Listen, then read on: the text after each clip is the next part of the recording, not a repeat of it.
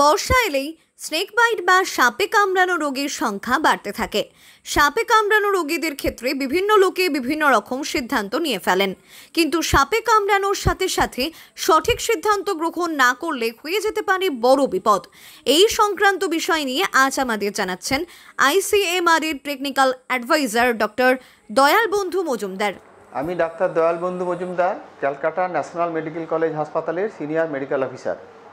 সাপের কামড়ের বিষয়ে আমি ICMR এর একজন সায়েন্টিফিক অফিসার। এছাড়াও পশ্চিমবঙ্গ সরকারের সাপের কামড়ের প্রশিক্ষণ বিষয়ে আমি একজন রিসোর্স পারসন। এই যে বর্ষাকাল শুরু হলো, কয়েকদিন থেকেই আমরা বিভিন্ন খবরের কাগজে খবর পাচ্ছি প্রচুর সাপের কামড় হচ্ছে। গ্রামে গঞ্জে বেশ কিছু লোকজন মারাও গেছেন, এরকম খবরও আমাদের কাছে আছে। এই সাপের কামড় নিয়ে আমি প্রেসক্রিপশন প্লাস ইউটিউব চ্যানেলকে কিছু কথা বলতে চাইছি।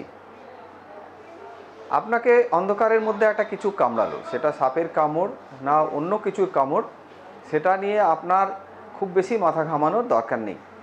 আপনার যেটা কর্তব্য হবে, যদি সন্দেহ হয় যে অজানা কিছুতে কামড়েছে বা আপনি সন্দেহ করছেন সাপে কামড়েছে, তাহলে সাথে সাথেই কাছাকাছি সরকারি হাসপাতালে যাওয়ার চেষ্টা করবেন। এটা হচ্ছে প্রথম কর্তব্য। আপনার কাছে যে সরকারি হাসপাতাল রাত্রে খোলে, সেটা একটা প্রাথমিক স্বাস্থ্যকেন্দ্র হলেও কোনো অসুবিধে নেই। সেখানে রাত্রেবেলা যদি ডাক্তারবাবু থাকেন, তার সাথে গিয়ে দেখা করবেন। ডাক্তারবাবুরা রোগ লক্ষণ দেখে বুঝতে পারবেন যে এটা বিষধর সাপে কামড়েছে না বিষহীন সাপে কামড়েছে, নাকি অন্য কোনো ইঁদুর বা অন্য পোকামাকড় কিছুতে কামড়েছে। এবার আপনার মাথায় আসতে পারে যে বিষধর সাপেই যদি কামড়ায়, তাহলে আমরা বুঝবো কী করে। বিষধর সাপে কামড়ের কতগুলো সাধারণ রোগ লক্ষণ আপনাদেরকে আমি বলে দিচ্ছি। যদি ফণাযুক্ত সাপ, কেউটে বা গোখরো জাতীয় সাপে কামড়ায়, তাহলে সাধারণভাবে কামড়ের দাগ দেখা যায়। যেখানটায় কামড়েছে সেখানটাতে চামড়াতে দুটো ফুটো দেখা যেতে পারে, একটা ফুটো দেখা যেতে পারে, দুটোর বেশি ফুটোও দেখা যেতে পারে। শুধুই যে দুটো ফুটো দেখা যাচ্ছে, দুটো কামড়ের দাগ মানে বিষধর সাপ, এই ধারণা মাথায় রাখবেন না। এবার যদি ফণাযুক্ত সাপে কামড়ায়, সাধারণভাবে সেই জায়গাটা সাথে সাথেই জ্বালা পোড়া করতে শুরু করে, প্রচণ্ড জ্বলনি হতে শুরু করবে, ক্রমশ জায়গাটা ফুলে যাবে, চামড়ার রঙটা পাল্টাতে শুরু করবে। চন্দ্রপোড়া সাপে কামড়ালেও কামড়ের দাগ দেখা যায়, সেখান থেকে একটু রক্ত বেরোতে পারে, জায়গাটা ক্রমশ ফুলতে থাকবে এবং একটু একটু করে জ্বালা যন্ত্রণা বাড়তে থাকবে। ফণাযুক্ত সাপের ক্ষেত্রে যেমন সাথে সাথেই প্রচণ্ড জ্বালা যন্ত্রণা হয়, চন্দ্রপোড়ার ক্ষেত্রে সাথে সাথেই অতটা জ্বালা যন্ত্রণা হয় না, একটু দেরি করে জ্বালা যন্ত্রণা হয়। কিন্তু এছাড়াও আরেকটা সাপ আছে, সেটার সম্বন্ধে ভীষণ সাবধান। সেটা হলো কালাচ বা কালাচিতি সাপ। কালাচ বা কালাচিতি সাপ সাধারণত রাত্রেবেলা বিছানায় উঠে আসে। যদি খোলা বিছানায় শোয়া হয়, মেঝেতে মাদুর পেতে শুয়ে যাওয়া হয়, মশারি টাঙানো না হয়, তাহলে কালাচ সাপ বিছানায় উঠে আসে, বিছানায় উঠে এসে কামড় দেয়। এদের কামড় একেবারে সূক্ষ্ম মশার কামড়ের মতো, বোঝাই যায় না। ঘুমের মধ্যে কামড়ে চলে যাবে, সাপে কামড়েছে এই ব্যাপারটা বুঝতেই পারবেন না। কী করে বোঝা যায় সাপে কামড়েছে? সাধারণভাবে সকালবেলা উঠে পেটের ব্যথা শুরু হয়, পেটের যন্ত্রণা। অনেকে গলা ব্যথা নিয়ে আসে আমাদের কাছে, অনেক সময়তে গাঁটে গাঁটে ব্যথা, কিংবা সকালবেলা উঠে মনে হচ্ছে শরীরটা ভালো লাগছে না, মাথাটা টলটল করছে। এবার সাপে কামড়েছে কী করে বুঝবো? এক্ষেত্রে যদি আপনি সাপের কামড়ের দাগ খোঁজার চেষ্টা করেন, তাহলে কিন্তু মারাত্মক ভুল হয়ে যাবে। সাপের কামড়ের দাগ খুঁজে পাওয়া যাবে না। কিছু সময় পরে, সেটা 2 ঘন্টা পরেও হতে পারে, 12 ঘন্টা পরে হতে পারে, 20 ঘন্টা পরেও হতে পারে, একটা নির্দিষ্ট রোগ লক্ষণ আমরা দেখতে পাই। সেটা কি? সেটা হলো 2 চোখের পাতা পড়ে আসছে, শিবনেত্র বা টোসিস বলা হয়। 2 চোখের পাতা পড়ে আসছে, এটা দেখেই আমরা বুঝতে পারি যে একে আগের দিন কালাচ সাপে কামড়েছে। চোখের পাতা পড়ে আসছে দেখেই ডাক্তারবাবুরা আপনাকে বলবেন যে একে কালাচ সাপে কামড়েছে, একে সাপের কামড়ে চিকিৎসা করতে হবে। সেক্ষেত্রে যদি সাপের কামড়ের দাগ খোঁজার চেষ্টা করেন, তাহলে কিন্তু মারাত্মক ভুল হয়ে যাবে। এবার চিকিৎসা কি? যে কোনো স্বাস্থ্যকেন্দ্রে পৌঁছানোর সাথে সাথেই তাকে ভর্তি করে রাখা হবে। যে সাপেই কামড়াক, সাপে যদি নাও কামড়ায়, আমরা রোগ লক্ষণ আসছে কি না দেখার জন্য রুগীকে কম করে 24 ঘন্টা ভর্তি করে রাখবো, একটা স্যালাইন চালিয়ে রাখা হবে। যখনই একটা কোনো রোগ লক্ষণ পেয়ে যাব, শরীরে বিষ ঢুকেছে এরকম একটা রোগ লক্ষণ পেয়ে যাব, এই যে বললাম জায়গাটা জ্বলে পুড়ে যাচ্ছে বা ফুলে যাচ্ছে, কিংবা পেট ব্যথা গলা ব্যথার সাথে চোখের পাতা পড়ে আসছে, এরকম কোনো একটা রোগ লক্ষণ দেখলেই সাথে সাথে অ্যান্টিভেনাম সিরাম ওই স্যালাইনের সাথে মিশিয়ে দ্রুত চালিয়ে দেওয়া হবে।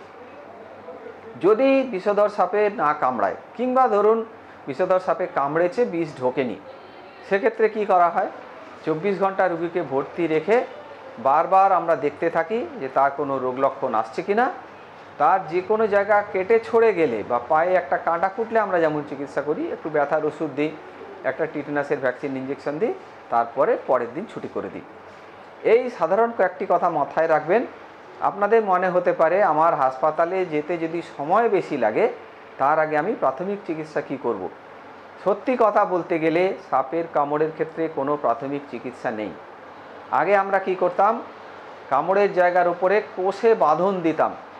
এখন আমরা সেটা বিজ্ঞানভিত্তিকভাবে প্রমাণ করে দিয়েছি, কোষে বাঁধন দিয়ে কোনো লাভ হয় না, উল্টে বিপদ হতে পারে। বাঁধন দিয়ে কোনো লাভ হয় না। রুগী নড়াচড়া কম করবেন, নিজে দৌড়াদৌড়ি করবেন না, লোকজনকে ডেকে নেবেন, তারা একটা মোটর বাইকের পিছনে বসিয়ে যত দ্রুত পারেন কাছাকাছি সরকারি হাসপাতালে যাওয়ার চেষ্টা করবেন। প্রাথমিক চিকিৎসা কি হলো তাহলে, রুগী বেশি নড়াচড়া দৌড়াদৌড়ি করবেন না, তাকে তাড়াতাড়ি একটা কাছাকাছি সরকারি হাসপাতালে নিয়ে যেতে হবে। তারপরে যে কাজটা সেটা তো হাসপাতালের ডাক্তারবাবু করবেন, সেটা নিয়ে আপনার দুশ্চিন্তার কোনো কারণ নেই। সাপের কামড়ের সাথে বেশিরভাগ সময়তেই যেটা নিয়ে গণ্ডগোল হয়ে যায়, রাত্রেবেলা ঘুমের মধ্যে ইঁদুরে কামড় দিয়েছে, পায়ের আঙুলে একটা ইঁদুরে কামড় দিয়ে চলে যায়, কিংবা বিছার হুল ফুটেছে। বিছা দু রকমের হয়, একটা তেঁতুল বিছা আর একটা কাঁকড়া বিছা। যদি কাঁকড়া বিছার হুল হয় তাহলে তো সাথে সাথেই জায়গাটা প্রচণ্ড জ্বালা যন্ত্রণা করতে শুরু করবে, জায়গাটা কিন্তু ফুলবে না। সাপের কামড়ের সাথে কাঁকড়া বিছার হুলের তফাৎ করি আমরা কি করে, একটাই মাত্র ফুটো থাকবে, জায়গাটা ফুলবে না। কাঁকড়া বিছের কামড়ে ফুলবে না, সাপের কামড়ে ফুলে যায়। আবারও বলছি, ইঁদুরে কামড়েছে না বিছায় কামড়েছে না পোকায় কামড়েছে নাকি সাপে কামড়েছে, এটা নিজেরা বিবেচনা করার চেষ্টা করে সময় নষ্ট করবেন না। অনেকে ভাবেন কি, আমার গ্রামে ওঝা আছে, তার কাছে গিয়ে আগে বুঝে নিই যে শরীরে বিষ ঢুকেছে কিনা। ওঝারা নানান রকম টুকটাক করে হাত চালা বাটি চালা করে বোঝার চেষ্টা করে বিষ ঢুকেছে কিনা, তারপরে হাসপাতালে আসেন। তাতে কিন্তু মূল্যবান সময়টা নষ্ট হয়। শরীরে যদি বিষ ঢোকে, এটা ওঝাগিরি করে বোঝার কোনো উপায় নেই। ওঝার বাড়িতে সময় নষ্ট করবেন না। বিশেষ করে কেউটে সাপের কামড়ের ক্ষেত্রে, কেউটে বা গোখরো সাপের কামড়ের ক্ষেত্রে 10 মিনিট সময়ও যদি নষ্ট হয় ওঝার বাড়িতে বা রাস্তায়, সেটাই মারাত্মক হয়ে যেতে পারে। হাসপাতালে গিয়ে যখন পৌঁছলেন তখন হয়তো দেখা গেল শ্বাসকার্য বন্ধ হয়ে গেছে।